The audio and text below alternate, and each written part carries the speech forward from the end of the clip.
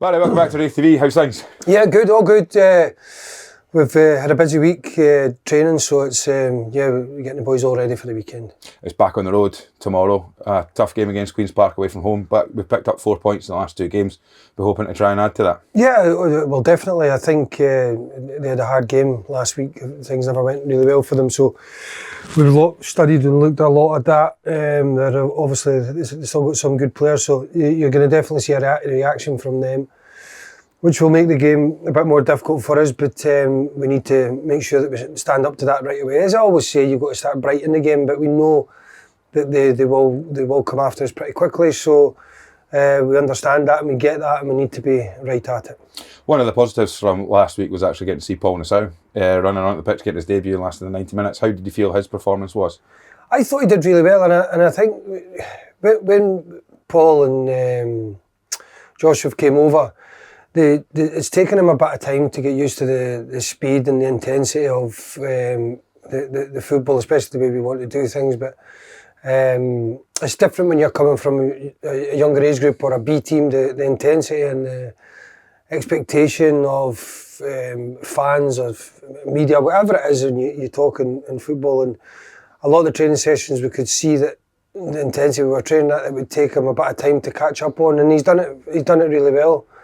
It took him a good 3, 4 weeks, 5 weeks to get up to that, and we thought it was the right time to take him in the team, and I thought he did really well in the game. I thought he was calm with it. I thought his energy looked good, and you could see that the fitness and the decision making, the technical side of the game, it needs to be faster and quicker at this level, and I think he coped with it well. Yeah, I mean, we've talked about it before last season as well. As you know, a big part of your career after you left football was in coaching younger players at under 20s level and then moving that on in at Aberdeen and things like that. So from your point of view, developing young players and getting them in must be a big part of the way that you like to manage and things. So you'll need to know when a player is absolutely ready to be put into that environment. Yeah, and it's difficult to get right. Sometimes they surprise you, sometimes they don't. I think Josh Gentle's been a wee bit different. I think 21 days he's been away in internationals, so he's been away from us. Yeah. So he's basically missing. He's coming back maybe the Thursday or the Friday. So that's been difficult for Josh as well, it was hard, and basically, and then he's going to go away again. So he's missed a lot of time with us and integrating. He's been great when he's been here. Don't get me wrong, great attitude. You can see him really willing and wanting to work hard. So he maybe take a bit longer, but yeah, as you said, Kai, we played him a few weeks ago as well. I've got a real belief in young players, but they have to be ready. They've got to be. It's more when they talk about technique with young players, it's great and it looks and it is, and you need that. But when you come up the levels, the game gets quicker, so the technique needs to be even better. So, and these kids have got great technique, and they need to just learn how to speed it up a wee bit as well, and they've done that. And yeah, they bring a freshness to your team, but they can bring a few mistakes, which is football, which is life, and but they can also bring an energy as well. Yeah, before we walked in here this time last week, there's a dreaded conversation about squads and injuries and what we're going to talk about, what we couldn't. Last week you were throwing Sean Byrne dropping out very last minute, and then of course the injury to Callum Fordyce, which obviously has an impact on how you have to then go in and reselect and reshuffle your team.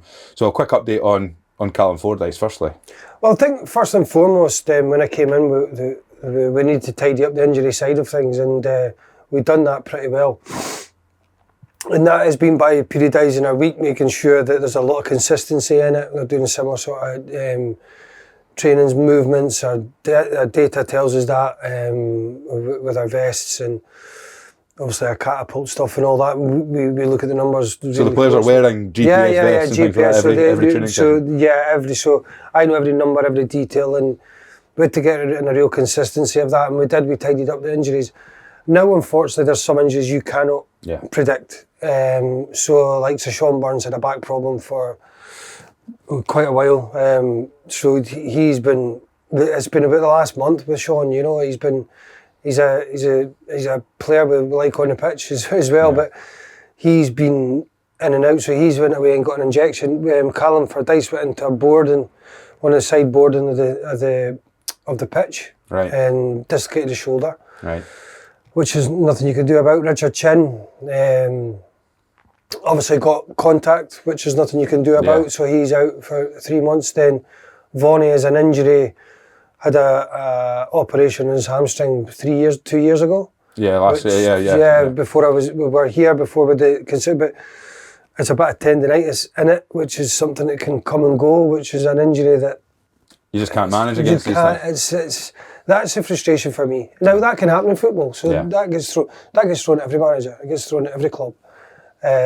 Sometimes some are luckier than others, but that's fine because it gives other people opportunities. And but we're hoping to get some of these boys. I know some of them are going to be a wee while, but we're hoping to get some of them back. But it was just to give you the insight and the depth that we train and we look at, and sometimes the injuries that can occur that you can't foresee, and it's difficult to, you can't predict it, it's tough. And when players carry, like you're saying about Sean Byrne, we know what Sean's like. He wants to play every week anyway. Oh yeah, so every week. Yeah. When you know that Sean's maybe carrying something that is difficult to manage, it's making sure you're not chucking him in too much, because, like you say, if he was to get that worsened, it could be him out for a much more lengthier period of time. So yeah, you can. But the most important thing is these boys are working hard and all the rest of it. But it's the ones that are fit, and that's what we concentrate on.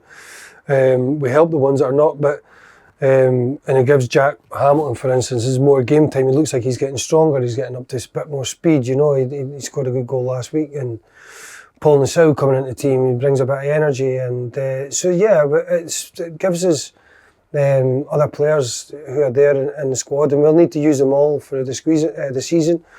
We've got a nice tight squad, and the boys are tight as a unit. They're tight together. They want to do well, and once these injuries will clear up, and that's part and parcel of football, and we keep the positivity going within the group, because they are a positive, hard-working group. Yeah, I suppose Darrell Connor's a classic example of that. As he's waited, taking his time, and he's started, and he's been very effective from a centre half position. I think he's survived his 90 minutes for the first time in a long time, but also an assist as well for one of the goals. So you must be pleased with that too. Yeah, but in the background again, when he first came in, we had so much work to do with Darrell. We had to try and get him up to speed. He was off it. He played a lot of football, and getting the consistency of training, as we spoke, and we gave him a lot of that. So it's good to see him, how he's thriving in it as well. But as me as a football manager, and when you were as a player as well, it's you get injuries, you get suspensions. It's focus on what you have. That's what the players that are out there,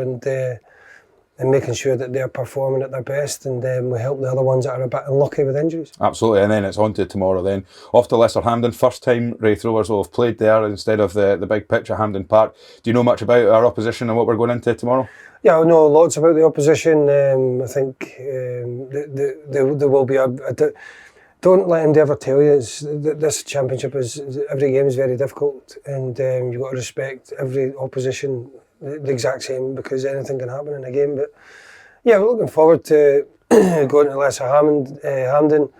I've been there before. I've taken some training sessions there, so the pitch is good. Well, the last time I where it was, so we'll find out when we get there if it still is. I've heard it is. So it's a really difficult game, but as I said, one that we're positive and we're looking forward to, as we do every week, and we try and put on a really good performance. And it will be a packed out away end. We know that because we've only been given a limited... Always is. Well, yeah, but with this one in particular, a limited allocation that we've been given. A lot of supporters were really, really disappointed. There's guys that we've spoken to all week this week who've said, I've been to every single away game for the last 5 or 6 years, and I'm not going to manage to get a ticket for this because we've had to ballot it with season ticket holders, etc. So the people who are going, they're going to be invoiced, and it's important that they're getting right behind yourselves and the team. They always do. They really are. And as I said, we can't thank them enough, and we need them. And it's difficult because you see them. It's great for a club like us as well. Like, you're going away there, and we've got to scramble for tickets because they want to go and watch their team, support their team. So it's just unfortunate the stadium isn't that big for them to get in, but no, it's difficult, and it's so frustrating as a fan because, as you say, it's the day out on a Saturday, and they come and see us trying to put a good performance in for them. Brilliant. Well, all the very best and good luck tomorrow. Thank you. Cheers, guys. Cheers.